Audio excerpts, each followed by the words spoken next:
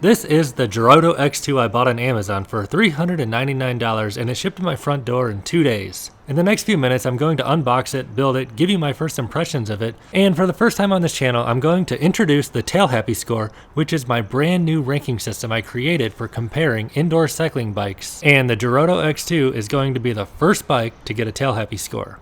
The Joroto X2 is a very popular Peloton alternative. It has a belt drive and there are a lot of other good things about this bike, so we'll be diving in and taking a closer look here in the next few minutes. If you do find value in this Joroto video, please give me a thumbs up, and any questions you have about it, please leave in a comment in the comment section below and I'll do my best to get back to you. And also, if you think anybody else would find value in this Joroto video, please feel free to share it on social media such as Facebook or Reddit or wherever you would like. First things first, you open the box from the bottom, and I'd recommend putting on some shoes because mine has some wood pieces in here to protect the bike and it looks like it broke, so you definitely don't want to get a splinter in your foot. And there are a lot of splinters on the ground here, so the first thing I did is got out the Dyson and I'm gonna vacuum this up. I got everything unboxed here. It is a pretty simple unboxing process, although a little messy because of the broken boards, but what I'm gonna do here is just go on through and give you my first impressions of each of the components. My very first impression of the handlebars is I like what they did with the water bottle holders. They're up here at the top pointing away from you, whereas compared to the Schwinn IC4, they have the dual water bottle holders, but they're pointed back at your knees, which kind of creates a problem for taller people with the knees hitting the water bottles. First impressions of the handlebars, I do like the rubbery feel. The diameter of the actual handlebar is a little bit smaller than most of the other handlebars I've unboxed. Looking at the handlebars from the side, you can see that they're pretty flat with the ends flaring up.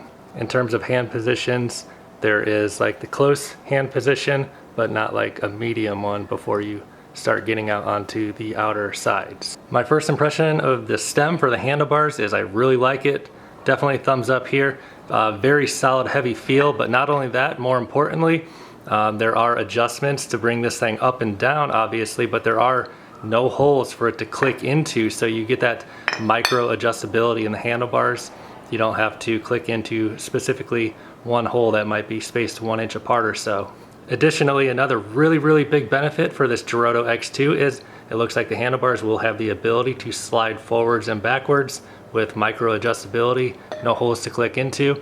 This is a feature that is pretty rare on these indoor cycling bikes. The $900 Schwinn IC4 has this option, but it is the only other bike that I have here that has the ability for the handlebars to go forwards and backwards. And that includes the Peloton Bike Plus.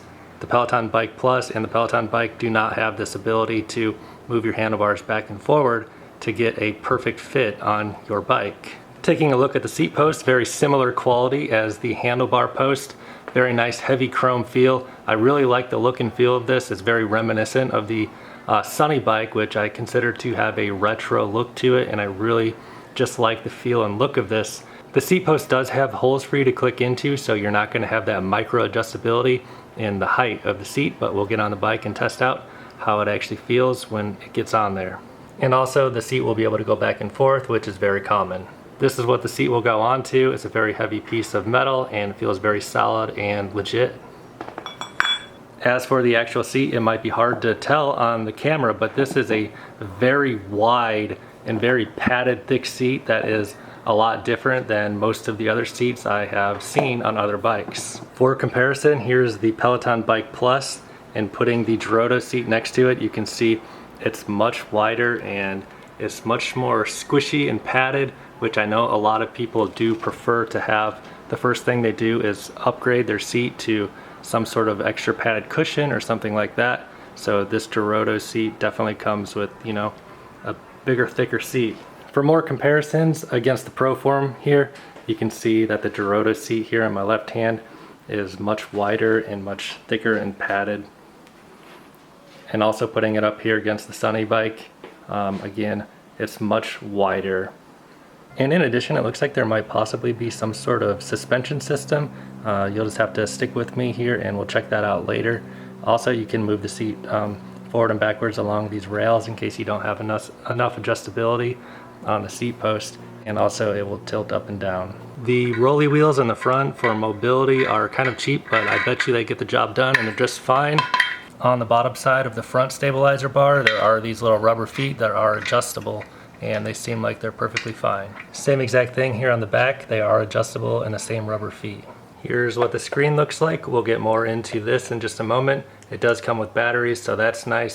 Some of these bikes don't come with batteries. At first glance, it looks like there's only one button on this thing, so you'll use this button for everything. As expected, the pedals are not the greatest. These are very reminiscent of the Proform pedals. I really just don't like these pedals. They have these metal little cleats sticking out here. One of the first things I would do, I probably, if I were gonna have this as my main bike, I would not even put these pedals on. First thing I would do is put on some clip-in pedals, which are definitely compatible with the Joroto X2. And then, you know, you can put on, Sabrina has these team shoes, which they have a little clip in there on the bottom, and it really just transforms your riding experience, makes for a much better ride. However, these pedals that come with the Joroto X2 do have a nice little reflector on there in case you're riding in the dark out on the street. Cars will be able to see you coming. Okay, so back on a serious note, these pedals do have a plastic toe style cage, so you can ride, you know, with the cages. One thing I can't hate on about these pedals is it does appear to have some Loctite on there, which will help keep the pedals locked on and they won't come unscrewed on you, or at least it will help them prevent from coming unscrewed.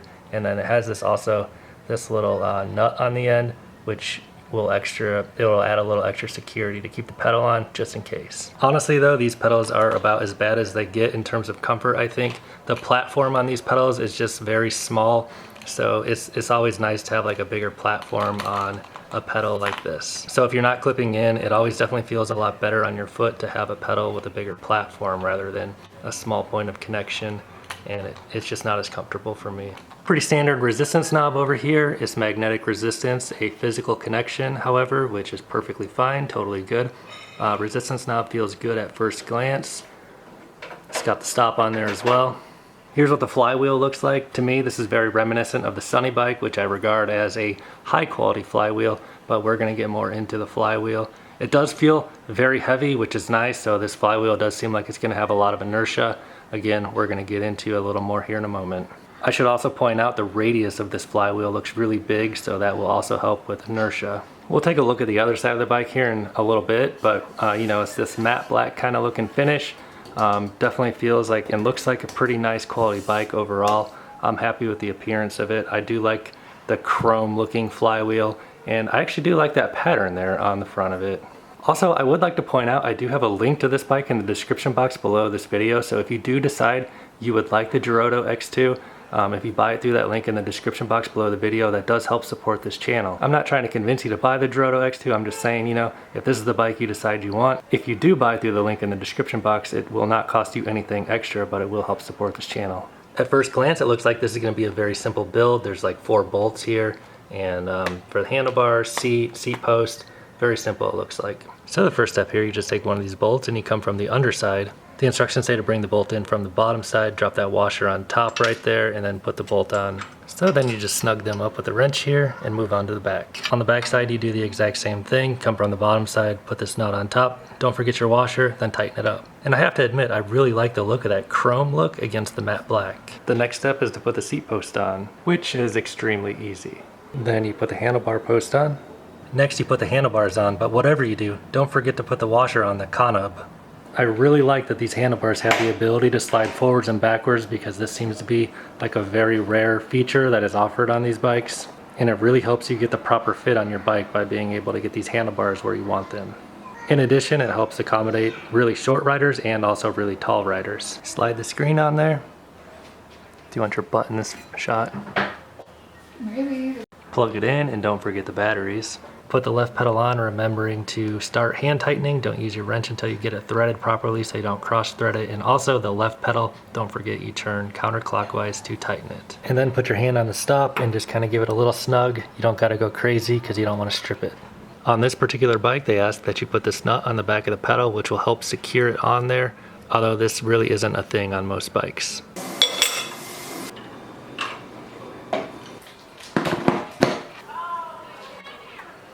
Here is the Joroto X2 completely built. It's a pretty simple build process, and I don't think anybody would really have any difficulty building this bike. Now it's time to get on the Joroto bike and see what it feels like. And according to the manual here, a high resistance makes it more difficult to pedal. So let's find out. If you are finding the information in this video helpful, please give me a thumbs up, and any questions you have, please leave a comment in the comment section below. And if you are interested in buying the Joroto X2, I do have a link below this video in the description box, so you can buy it on Amazon where I bought it from, and that does help support this channel if you do decide you want to buy the Joroto X2. So looking at the water bottle holders up here, it looks like you can put a tablet up on there.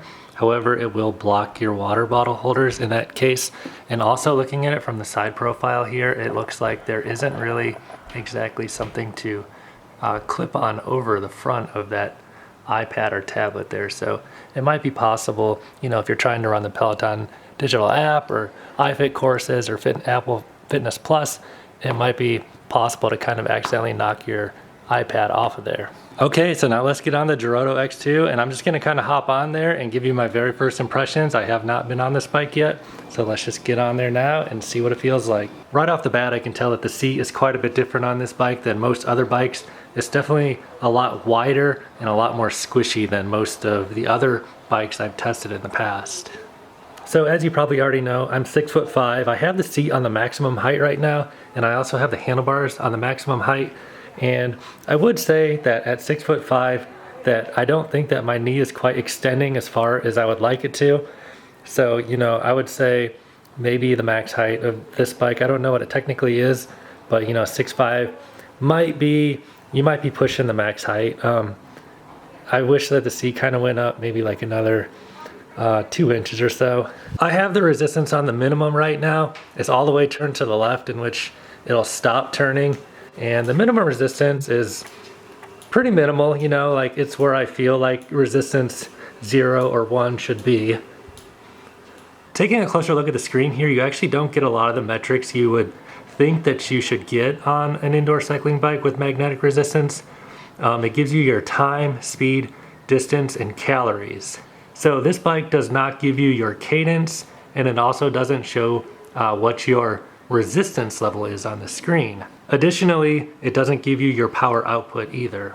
So if you do want to get your cadence on the Joroto X2, you would need to attach something like the Wahoo cadence sensor, which I have a link to that down in the description box below this video. And all you do is you take this little pod and you'd hook it up to the crank, and then you can get the metrics on your cadence. As far as getting your power output on the Joroto X2, that's probably not really going to be realistic, because you would need to get something like power pedals, and those are extremely expensive, probably about as much as the cost of this bike itself or more. So what does the resistance feel like? You know, I'm on one, I'm gonna start cranking it up here and just kind of feel it out. So that's like 1 turn, 2 turns, 3 turns, 4,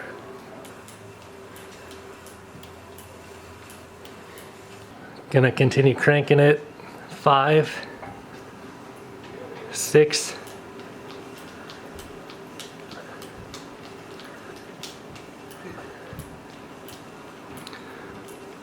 7. So I'm on resistance 7. I turned it to the right 7 times. I paused for a minute there to tuck my shoelaces in, because you probably heard a little clicking noise. That was just my shoelaces flopping around. So I'm gonna go ahead and give it another turn.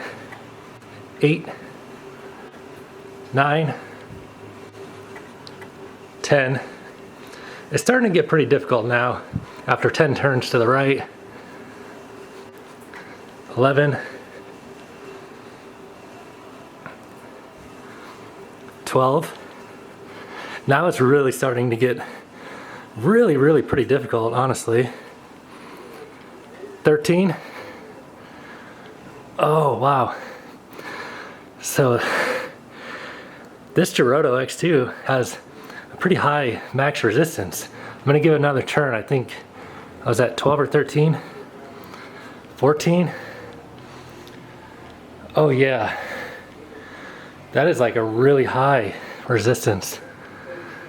Okay, so I'm at the max now, and it's not hitting like a hard stop, but it seems like, you know, it's reached the end of its resistance.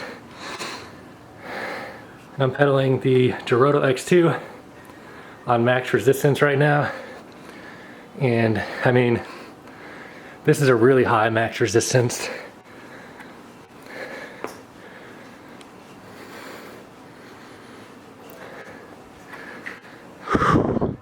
So I wanted to hop off the bike and come down here and take a closer look at the magnets and how close they are to the flywheel. They're really close to the flywheel, but not touching it.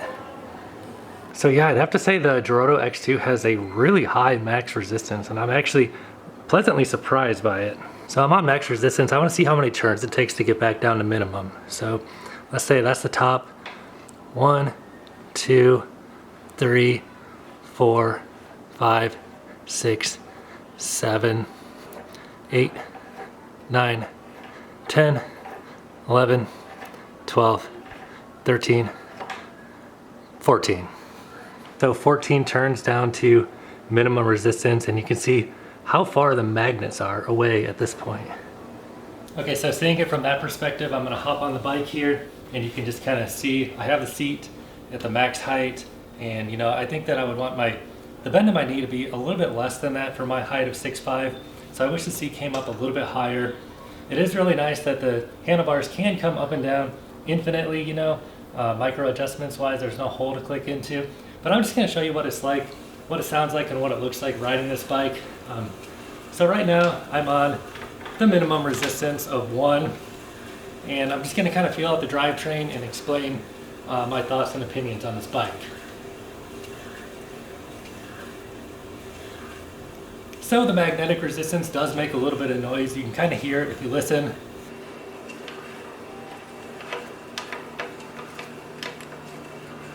It almost sounds like there's something physically touching the flywheel. I'm not sure if there actually is or not though. So I'm gonna go ahead and crank it up a little bit here. That was about 5 turns.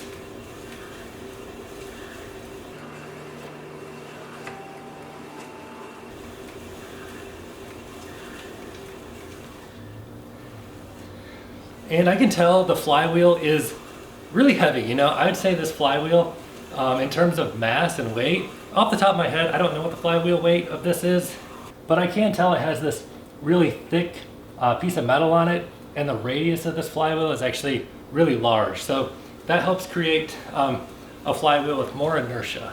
So I'm just gonna continue turning on the resistance here all the way up to max, and just kind of show you what that looks like and how I think that feels.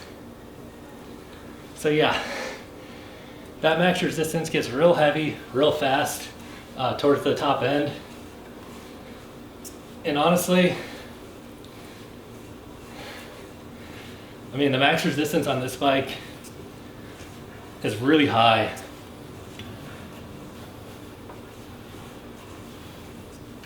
Oh, and I can feel some heat on that flywheel after pedaling on max resistance.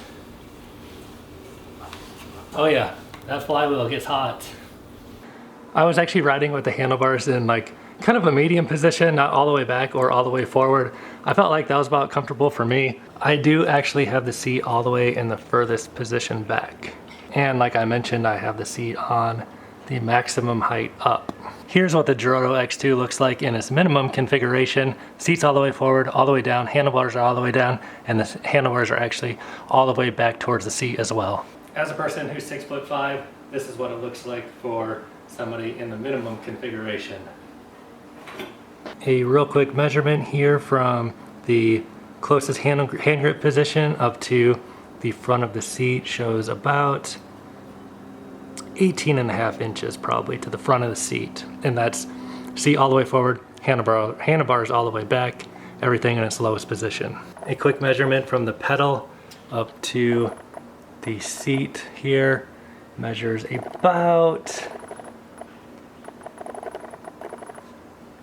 about 26, maybe 26.5 actually. Right around 26, probably 26.25.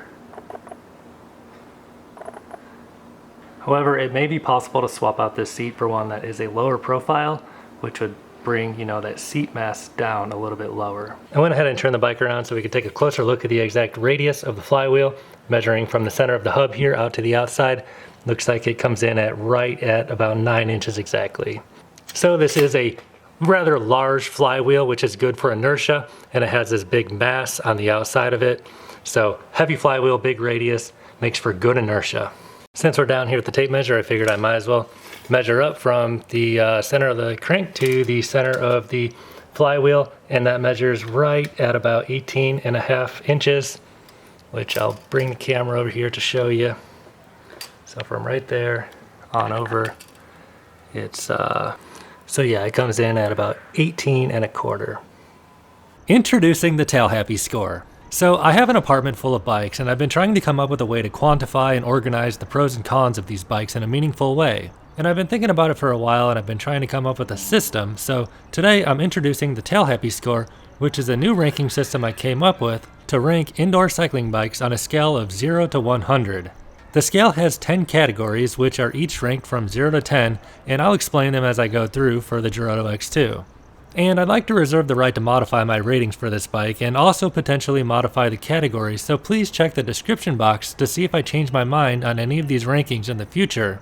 And also, please give me your feedback and your opinion of this scale, and if or how I should modify it in any way, or if I'm overlooking something important, so we can make the TailHappy Score a meaningful way and a useful way to compare indoor cycling bikes. Okay, so let's go through the categories. There's 10 of them, and they're all ranked 0 to 10. Then at the end, we'll add them all up and come up with a score from 0 to 100, which will be the TailHappy Score. The first on the list is the drivetrain feel. This is basically like the inertia and flywheel radius and mass, and how smooth and how good the overall feel of the bike is. In this category, I give the Joroto X2 a 7. Overall, the Joroto X2 feels pretty good, and I like it. Next on the list is max resistance. Basically, this is just how high does the max resistance go? For the Joroto X2, I give it an 8. The max resistance on the Joroto X2 is actually pretty high, and I was impressed with it. The third category in the TailHappy Score is metrics. This is basically what kind of metrics can you get from the bike. Cadence, resistance, and power are considered to be the good things to get in this category. The Joroto does have metrics on its screen such as distance, time, and speed, but these aren't really the important metrics such as cadence, power output, and resistance level, which are the most useful. Additionally, there's not like any Bluetooth option on this bike that will allow you to like sync up your phone or a iPad or something like that to get your cadence, resistance, and power either. So it seems like the only way you'd be able to get your cadence would be to like hook up the Wahoo cadence sensor, and as far as resistance and power, you're probably just not going to get those metrics on this bike. So unfortunately, I'm going to have to give the Joroto X2 a 2 on the metrics scale. The next category is features. This is basically, can you connect devices? Can you get a leaderboard? Is there some sort of ability for you to get a leaderboard on the bike? Does the bike have automatic resistance? Is there a screen on it? Can you attach a screen to it? Does it have Bluetooth? Is there a tablet holder? These are basically, the features on the bike. Unfortunately, I think I'm going to have to give the Joroto X2 a 2 in the features category as well, because it's really a pretty bare bones machine. There is a place where you can put a screen on the bike. However, you're not going to have any ability to have a leaderboard, and there's no Bluetooth ability on this bike. There's also not automatic resistance, but it does have magnetic resistance. The next category on the list is adjustability. This really refers to, are there like holes to click into on the seat post and the stem? Bikes that don't have holes to click into have a lot more micro adjustability in terms of getting the stem as high as you want it precisely, or the seat precisely as high or low as you want it. If you have to click into a hole, it kind of limits where you're going to be able to adjust the bike to. Another thing included in this is there a fore and aft adjustment for the handlebars to move them forwards and backwards. Additionally, this takes into consideration what the max height of the rider can be or the minimum height of the rider can be.